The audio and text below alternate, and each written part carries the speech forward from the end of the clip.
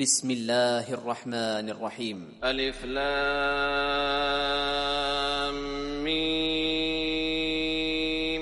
ذلك الكتاب لا ريب فيه هدى للمتقين الذين يؤمنون بالغيب ويقيمون الصلاة ومما رزقناهم ينفقون والذين يؤمنون بما أنزل إليك وما أنزل من قبلك وبالآخرة هم يوقنون أولئك على هدى من ربهم وأولئك هم المفلحون إن الذين كفروا سواء عليهم أأنذرتهم أم لم تنذرهم لا يؤمنون ختم الله على قلوبهم وعلى سمعهم وعلى أبصارهم غشاوة ولهم عذاب عظيم.